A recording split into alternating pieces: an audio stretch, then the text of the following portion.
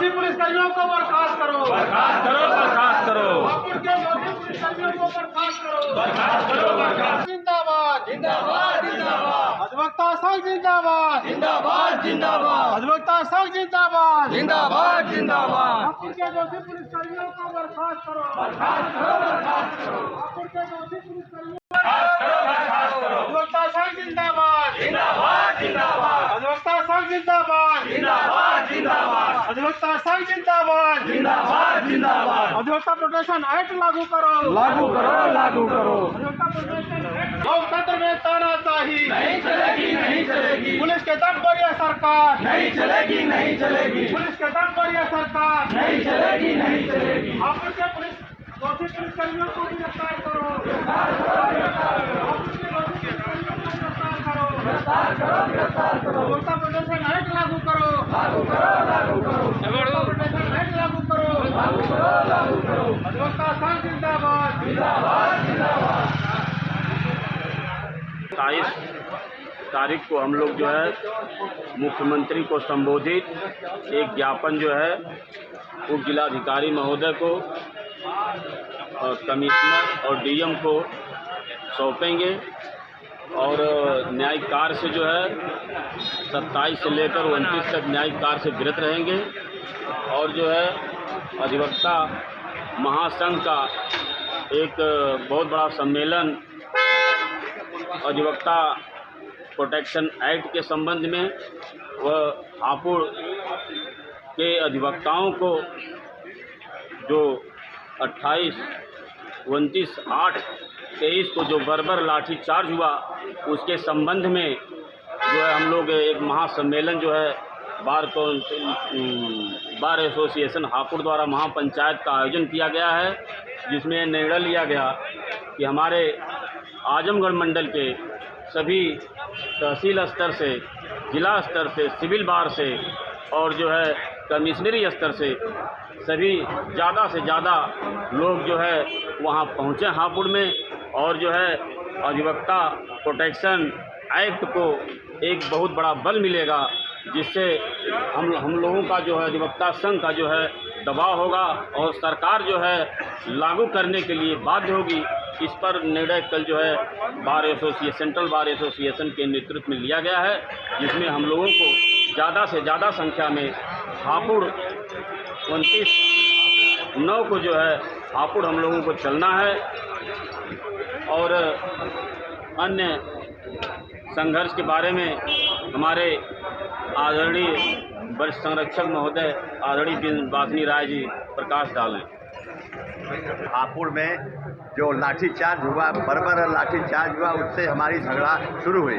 इसके पहले सन 12 में वह एक पंचायत मुख्यमंत्री के आवास पर एक अधिवक्ता पंचायत हुई थी, जिसमें एडवोकेट प्रोटेक्शन एक्ट के संदर्भ में यह है तत्कालीन सरकार ने ये घोषणा की, मुख्यमंत्री ने घोषित किया उस समय के कि हम इसको लागू करेंगे, सांत्वना दिया।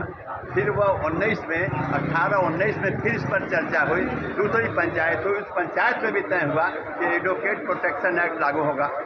मैं कहना चाहता हूं कि एडवोकेट प्रोटेक्शन एक्ट सरकार लागू करना नहीं चाहती है। कोई अलग से उनको फंड नहीं देना है, अलग से कोई बजट नहीं देना है, कोई उसमें अलग से खर्च नहीं है कि वो गवर्नमेंट कर सके कि हम हमारे पास आर्थिक संसाधन नहीं है।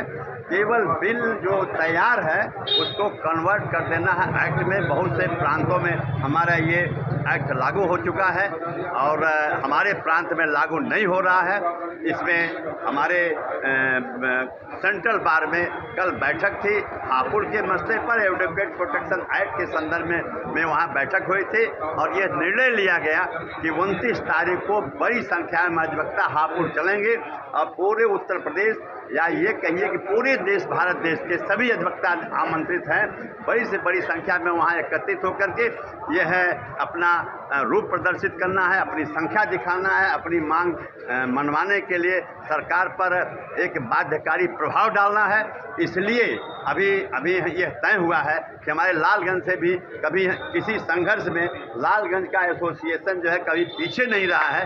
लड़ाई चाहे जैसी भी हो कभी पीछे नहीं रही है और हमेशा लड़ाई के मैदान में मैं आपसे कहना चाहता हूँ कि हमेशा दो विचार रहा है।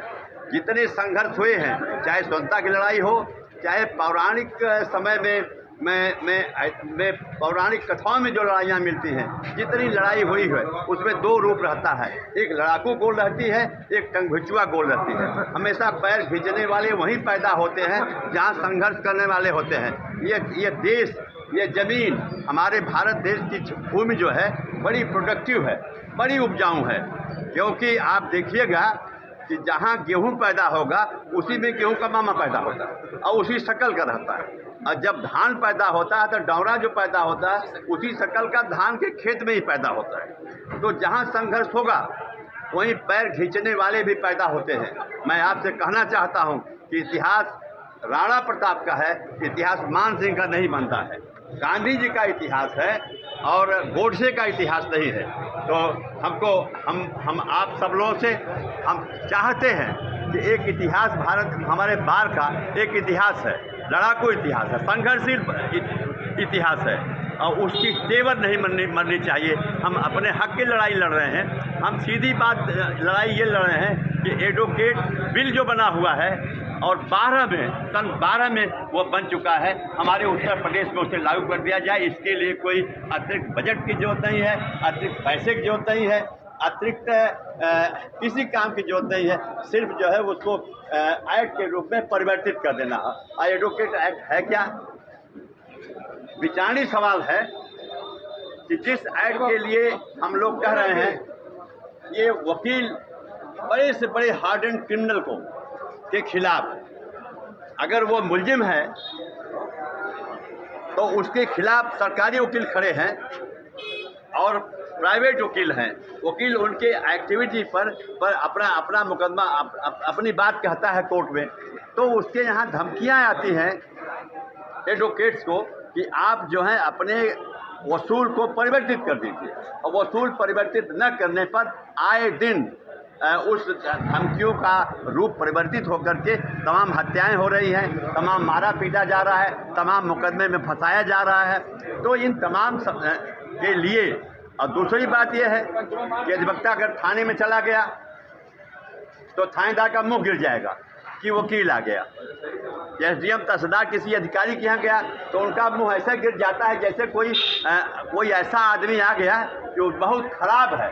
रिकग्नाइज्ड पर्सन जो है, कानून की दृष्टि में, संविधान के दृष्टि में हमारी एक आइडेंटिटी, हम एक रिकग्नाइज्ड पर्सनालिटी के आदमी है। और उस रिकग्नाइज्ड पर्सनालिटी वाला आदमी जब किसी अधिकारी के यहाँ जाता है तो उसका मुंह गिर जाता है। हम उनको जा रहे हैं वो एक्सप्लेन करने के लिए, कानून बताने के लिए, और वो उनका मुंह इसलिए गिर जा रहा है कि उन्हें जो है वह मनमाना करने का अवसर नहीं मिलता है। मैं कहना चाहता हूं, अगर 24 घंटे के लिए केवल एक दिन ये कानून आ जाए कि कोई वकील किसी मुकदमे में पैरवी नहीं करने जाएगा और कानून का राज्य नहीं रहेगा केवल 24 घंटे में, तो वो लॉलेसनेस पैदा हो जाएगी।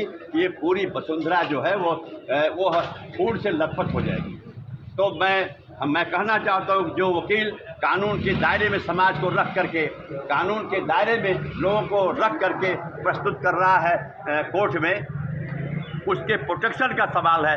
इसलिए हमारा ये आप सबसे अनुरोध है कि आप सारे लोग अच्छी से अच्छी तादाद बना करके, ताकत बना करके, मंत्री जी हैं, लल्ले मिश्रा हैं, आप सारे लोग हैं, सारे लोग मिल करके एक योजना बना लिए कि हमारे यहाँ सब एक लड़ता हुआ, झगड़ता हुआ जो एसोसिएशन है इस वक्त, उसको बल दिया जाए। अब आपको ख्याल होगा कि जब आजमगढ़ गए थे, जिलाधिकारी के न्यायालय का वो जो उनका कोर्ट रूम है या पूरी बिल्डिंग है, उसके चारों तरफ मानव श्रृंखला बनी हुई थी।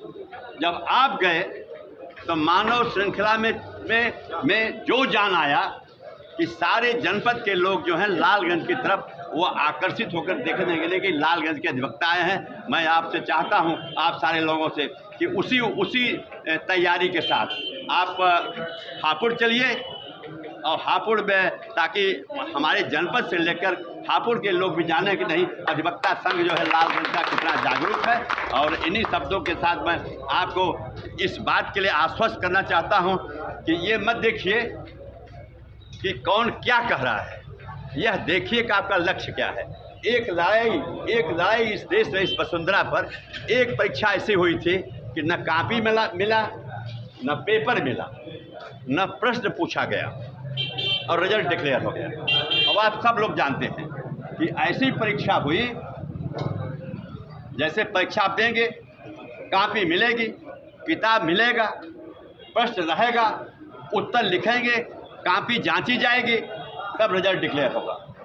एक परीक्षा ऐसी हुई है जिसे आप सारे लोग जानते हैं, सिर्फ मैं आपका ध्यान आकृष्ट करना चाहता हूं कि न कॉपी मिला न पेपर मिला, रिजल्ट आउट हो गया।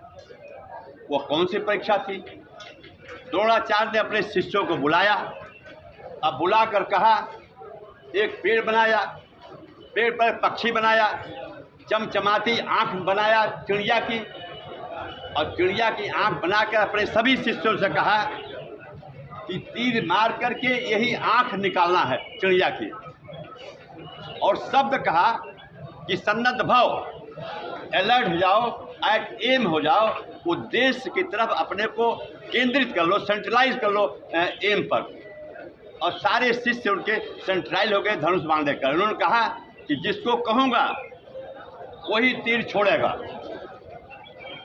फिर नंबर आया भीम का, उनका क्या देख रहा हूँ? पेड़ देख रहा हूँ, पक्षी देख रहा हूँ, आपके तरह का सिट डाउन, खेल वाले में आ जाऊँ। फिर किसी शिष्य को दुर्योधन को बुलाया, कहा पेड़ देख रहा हूँ, पक्षी देख रहा हूँ, आपको देख रहा हूँ, चिड़िया देख रहा हूँ, सिट डाउन। एक एक करके सिट डाउन करते गए। तन्हा एक आदमी जब अर्जुन आए तो लोग कहा क्या देख रहे हो? तो लोग कहा चिड़िया की आंख देख रहा हूँ। तो कहा तीर छोड़ दो। अगर ये सारे लोग कहते एट एम होकर के, तो वो हर आदमी, हर शिष्य था जो आंख निकाल सकता था। मेरे कहने का अभिप्राय यह है कि अगर आपने यह तय किया है कि हमारी आइडेंटिटी रिकॉग्नाइज होनी चाहिए, हमारे एक्ट का, हमारा जो एडवोकेट बिल बना हुआ है वह एक्ट के रूप में कन्वर्ट होना चाहिए, तो आपका सिर्फ वही चिड़िया की आंख दिखानी चाहिए पड़ेगी सारे अधिवक्ताओं को कि अपने एम दिखाई पड़े। अगर हमको जरूरत पड़ गई हापुड़ जाने की तो हापुड़ चलेंगे, जरूरत पड़ गई लखनऊ चलने की तो लखनऊ चलेंगे, दिल्ली चलेंगे, घेराव करेंगे, प्रदर्शन करेंगे, जेल भरो आंदोलन करेंगे, हर तरह से लड़ने को तैयार है। केवल एडवोकेट प्रोटेक्शन एक्ट लागू होना चाहिए। इन्हीं शब्दों के साथ मैं आपसे कह रहा हूँ, विचार बना लीजिए। आपको ये कहने वाले बहुत मिलेंगे, कहाँ जात होगा, कहीं हापुड़, कहीं वहाँ बिजली काट दी गई है, वहाँ पानी की व्यवस्था खत्म कर दी गई है, रास्ते में हर 10 किलोमीटर पर पुलिस खड़ी है पिटाई करने के लिए।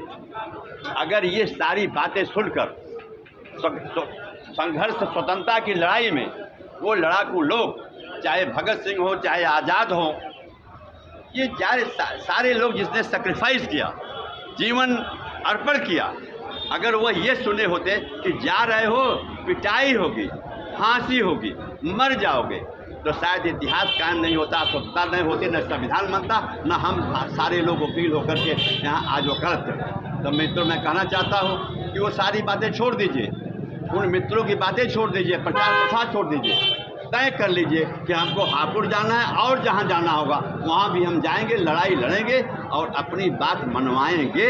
यह विचार बना करके आगे लड़िए। हमारी इन्हीं शब्दों के साथ हमारी शुभकामना है, तैयारी कीजिए।